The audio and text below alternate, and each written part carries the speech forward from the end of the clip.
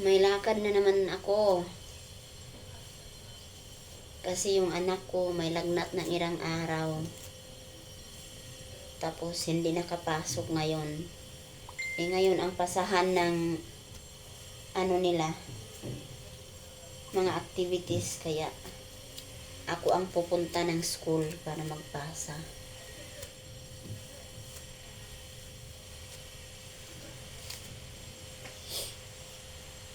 Wala talagang excuse, kahit may sakit, kailangan talagang gumawa din ng mga gawain nila sa school. Tapos ang problema pa, may field trip bukas. Paano kaya ito?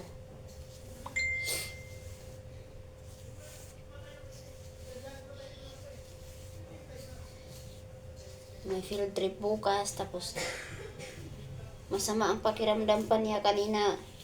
Maaga akong gumising para magluto ng baon niya.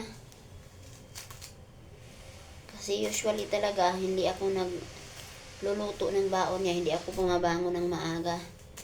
Kasi hindi siya kumakain din ng maaga.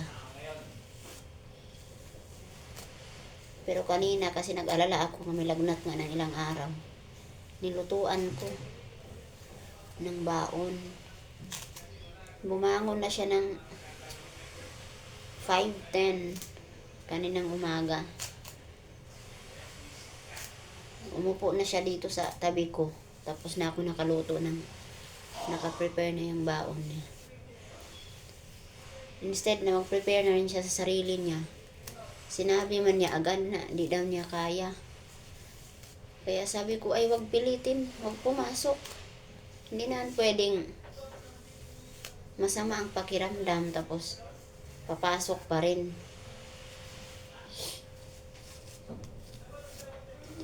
Kaya ngayon ako ang pupunta ng school. Hihahatid ko yung mga activities niya.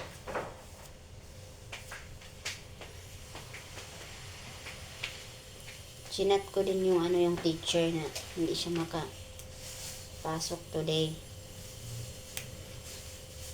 Ay, ang tagal naman ng buhok ko.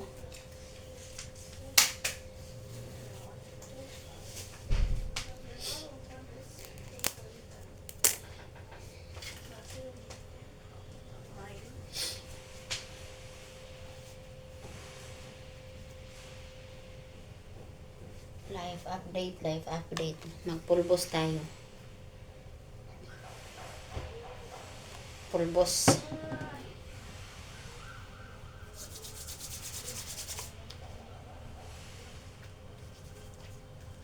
Ginawa ko ng salamin ng pagbi-video. Diba? Naka-ready na ang ipasa ko.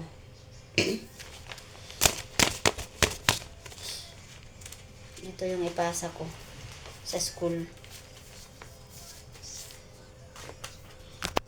Kasi naghintay din yung teacher doon. Yun na lang mga guys. Aray, ang tigas naman.